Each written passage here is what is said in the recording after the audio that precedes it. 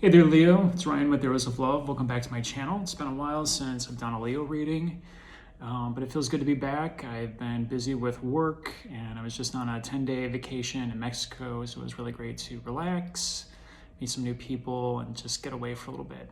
So we're going to do your mid-November 2021 Love Tarot and Astrology horoscope today, and we have a lot of energy ending the year. 2021 has been an interesting year to say the least, and it's not going to disappoint at the end of the year, Leo. So today is November 12th, and we have eclipse season coming up next week. So we're going to go through another round of eclipses.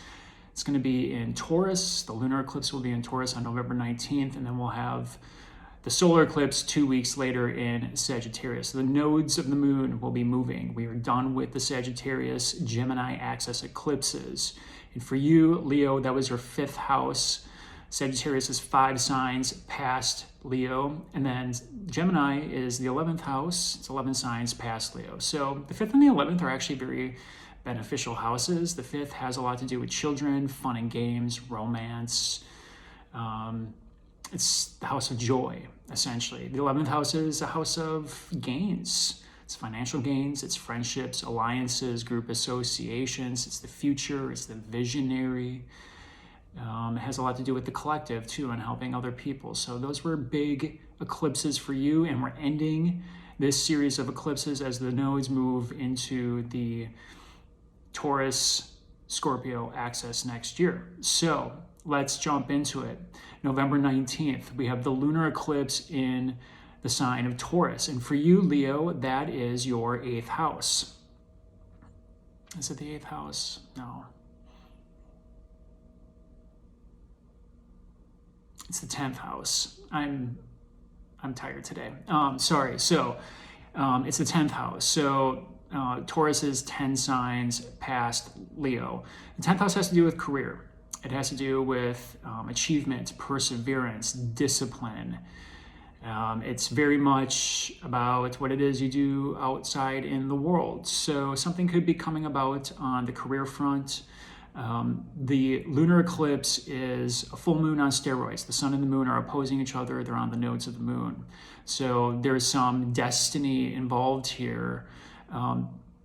Ancient astrologers will tell the story of the nodes of the moon. It's Vishnu cutting the dragon into 2. So the head of the dragon is Rahu. It was drinking the immortal nectar. It was trying to become an immortal god, essentially. Vishnu cut it in half. So the head of the dragon is known as Rahu, and then the tail of the dragon is known as Ketu. Ketu is sitting over in Sagittarius right now, and Ketu has a lot to do with spirituality, otherworldly things, sometimes the past.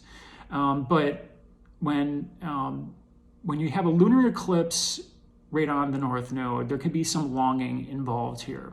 You wanting to bring something about career-wise. Maybe it's a career change, finding a new job, anything to that effect. And it's the luminaries shining a light on matters. So information could come out at this time that really has a lot to do with, is your job bringing you joy? I mean, that's essentially what it's about. So if it's not, chances are you might be deciding to look for something else, or maybe making a change within the next 6 months.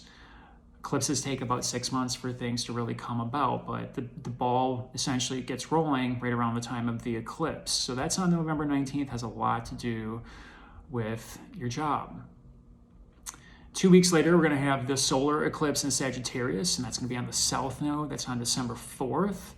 And for you, that's your 5th house. That's your 5th house of romance, fun and games, children, entertainment, education, risk-taking, investments. So here, it's a new moon, essentially, because the moon and the sun are conjoined in the sign of Sag, but the light is being blocked by the moon. So you don't have all the information just quite yet to be doing anything in the house of joy, house of fun, entertainment. Something here is changing over the next 6 months. And the question you should be asking is, what brings you joy in your life?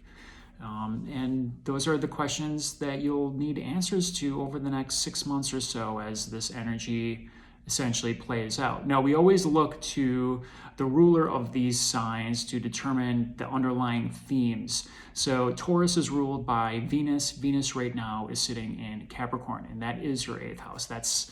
I was getting all twisted and everything. So anyway, Capricorn is your 6th house. I'm losing it today. So that has to do with work. That's the reason why I'm thinking there's something here with work, and Venus is going to go retrograde in Capricorn at the end of the year until January 29th. So it's a review of health, work, service, routine, essentially in Capricorn. But then we also have this lunar eclipse in your 10th. So something here is changing with work. You could be changing things up in work, changing jobs. Colleagues could be leaving, new colleagues could be coming in, essentially. So big changes on the work front. Now, the solar eclipse in Sagittarius is ruled by Jupiter. Jupiter rules Sag. So we look to see what's going on with Jupiter. Jupiter is in Aquarius. That's your 7th house of relationships, marriages, one-on-one relationships, business relationships of all type. Legal contracts come up here too. So again, you're looking at the 5th house of joy and what brings you joy in a relationship. Jupiter is now through its retrograde phase. It's moving forward at the last degrees of Aquarius right now. It's at about 23 or so. It's going to be moving into Pisces, which is your 8th house of transformation, death and rebirth, release and purge, healing, riches, debts. The 8th house is a big one. And when Jupiter's here, you can see unexpected windfalls. It is a benefic planet. It provides protection. But it's also lessons in morality and faith, and clearing up any karmic debts that are owed to you and owed to others, essentially. So that's all of 2022. But right now, really, we're looking to see what Jupiter's doing, and it's in that 7th house of relationships. So, oftentimes when we see these slower moving planets leave a whole house sign, you can start seeing the benefits of all that work that you've been doing over this last year. As Jupiter was in Aquarius, you could see the benefits start to come through. So some of you could meet someone during this time, perhaps. If you're single, if you're in a relationship, maybe you renew your faith in your relationship and you renew your commitment of some type. You find love again in an existing relationship. Jupiter in Vedic astrology oftentimes represents the husband in a female chart. So when it's in the 7th, a lot of times you can see people getting married or meeting their future husband or spouse. So take a look at that. But the lunar eclipse, the one that's going to be in Taurus, I think that one has the potential to really shake things up in work. So I want you to be aware of that. Now, later on this year, mid-December, we will have Venus retrograde, like I mentioned, in your 6th house of Capricorn. The 6th house, again, is known as a house of health, routine, work, burdens. The ancient astrologers said this was a house of misfortune sometimes, so I want you to be aware of that. The 6th house can be tricky.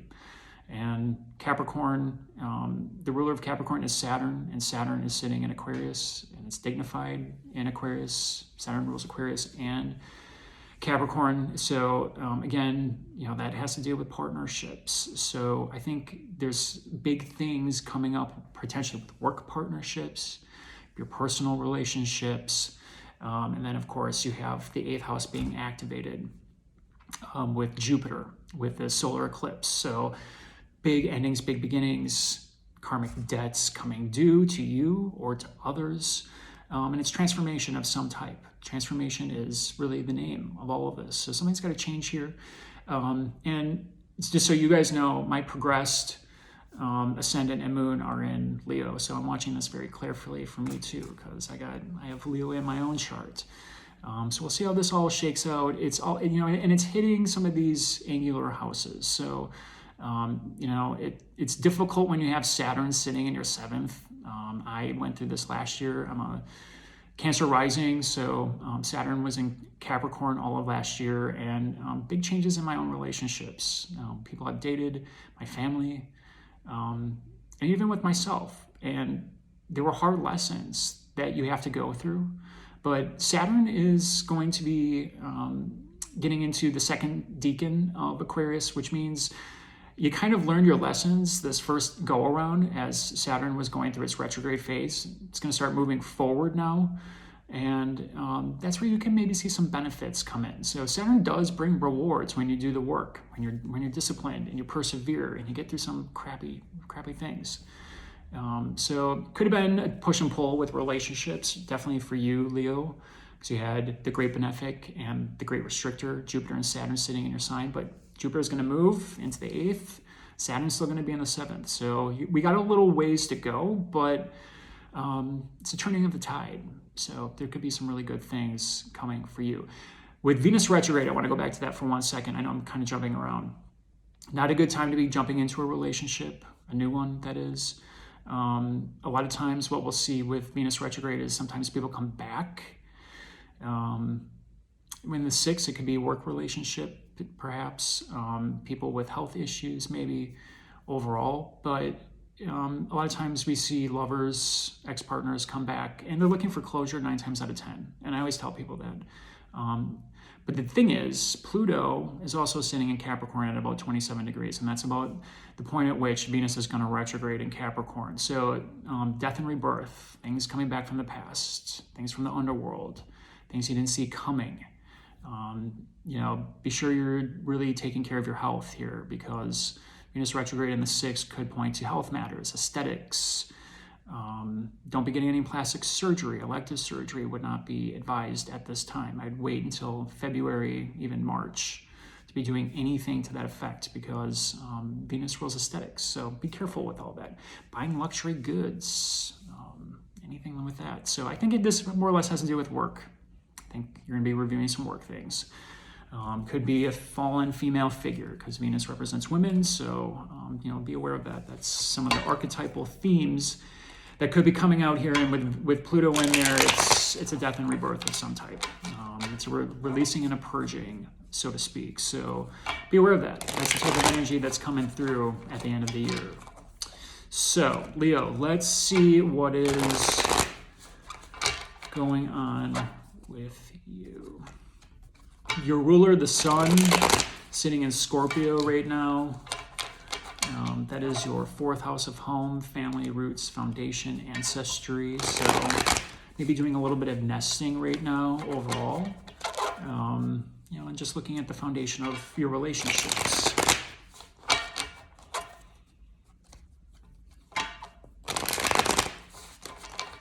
All right, so as always, Leo, these are general readings. Take a look at your rising or ascendant, Venus and moon signs. If it's not Leo, sometimes those messages will resonate more with you.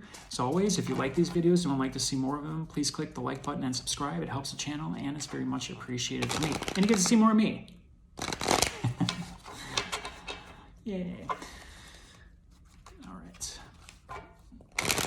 6 cards from the Tarot. We're going to do a modified Celtic cross, 1 from the angels for the general energy. Feeling pretty good about this. One last shuffle. Give the angels a shuffle too. Okay.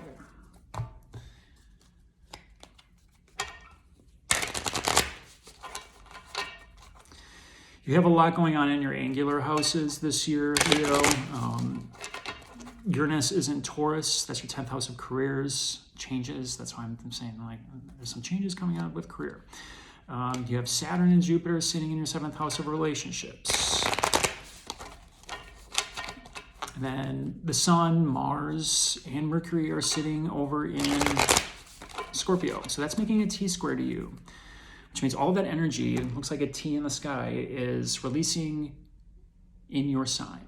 So that means you need to bring your optimism, your joy, your hope, your romantic undertones, your gregarious attitude to the situation, because that will actually help you work through it. T-squares are always tense. There's no getting around it. And especially with Uranus in the 10th,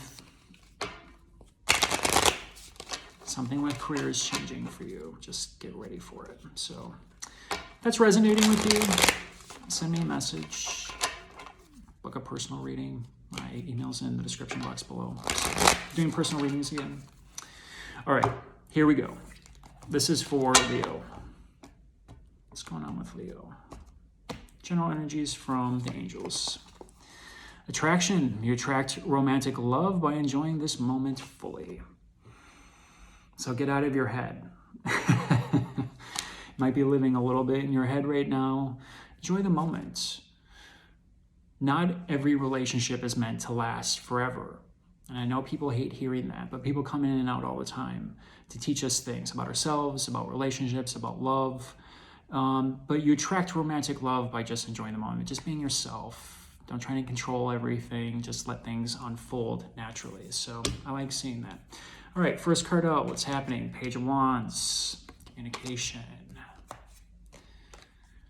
Nine of Pentacles. Three of Cups. Hanged Man. Five of Pentacles. And Death. Well, okay. You got some things going on here, Leo. Okay, so let's start with the center of the reading, Page of Wands. So Wands, pages, always communication, fiery communication. And this could very well be about your foundations. What brings you happiness? What brings you joy? What brings you abundance? And you have a very clear idea of what that is. Leo, you always have. You know what brings you joy because you are the house of joy. You rule the house of joy. It's the fifth house. Fiery communication, this is likely you. So you might be communicating in your typical fiery way about what it is that brings you joy in a relationship. And you need to communicate this pretty clearly, because the Nine of Pentacles is about abundance. This is about security, comfort, counting, the money in your bank account, making sure things are on a steady foundation, right? Every relationship needs that in order to flourish. So you could be having some very fiery communication right now about what it is you need in order for a relationship to work. And I think that's what it comes down to here. And there's some very conflicting energy here overall, because at the top of the reading you have the Three of Cups, and this is always celebration, right? It's people come together. We're going up to the holiday season right now, so that could be indicative of when this energy might play out. Sometimes this represents third-party situations. So perhaps there was some communication here that was revealed that kind of rocked you a little bit. And it could have been about a third-party situation, but this could also be about celebration. But the reason why I'm kind of leaning toward the former here is at the bottom of the reading, you have the Five of Pentacles. And this is very much the no text, no call, no communication. So you very well could hear from someone that you haven't had communication with in quite some time. I would bet money on the fact that they've been watching you, maybe in social media. Even if you have them blocked, people find ways to keep tabs, right? Maybe they're getting readings about you. But you're probably going to get some communication here from someone that you haven't heard from in a while, because the Five of Pentacles is always being left out in the cold, and it's at the bottom of the reading. So it's the foundation. So that's where things are being percolating right now. So maybe you haven't heard from this person in a while and they want to have a conversation with you. And you've been in suspense. Maybe you've been waiting for this communication for quite some time. The Hanged Man is very much a no movement card. So perhaps the two of you are kind of at a stalemate. There's been no communication whatsoever, but you've been waiting for it. I think the silence is going to be broken because on the other side of the reading from the Hanged Man is the Death card. This is Scorpio, of course. Scorpio is your fourth house of home, foundations, roots, ancestry. Some of you could be looking at your family ancestry to inform yourself about relationship patterns. A lot, the fourth house, especially in relationships, you got to look to your family history because it's really indicative sometimes of how you treat your own relationship. So there's something here, this message isn't for all of you, but for some of you, where you need to look at family history. Are you repeating the same patterns that your family did? And are you ready to break the cycle? Because death is always the end. Could be the end of silence here, could be the end of a relationship. News could be coming out that said you're done. Okay, I mean, that's for some of you, not for all of you. Others, there's a rebirth that's coming. Venus Scorpio, Venus retrograde in that 6th house. Something's coming back. That was a part of your regular routine, your regular life. Could have been a little bit of a burden at times too. But something is being transformed here. Something is being rebirthed, reborn, healed even. This is a card of healing sometimes too. But it's a release. It's a purge. Something has to be let go. The death card can sometimes be a physical death, but more times than not, it's a mental death. It's a mental process. It's a thought that needs to be changed. And this is the outcome. So it's a culmination of events to let things go. If things are on the rocks, you haven't heard from someone, they come back, maybe they're just looking for some type of closure. That's this.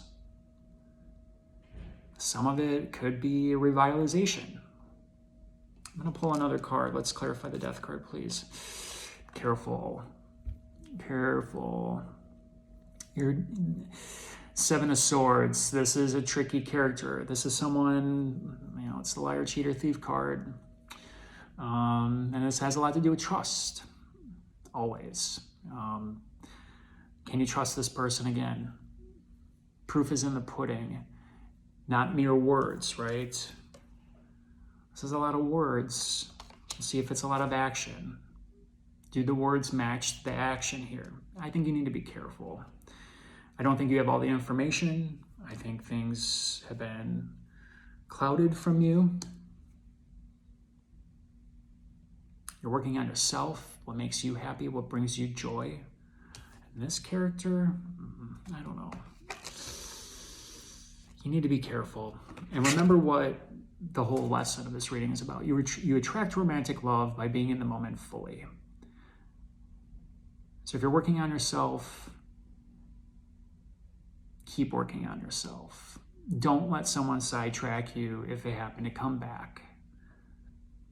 And this could have been someone that really pulled on some heartstrings at some point here. Be careful, okay? I hope you enjoyed this reading, Leo. Until next time, take care.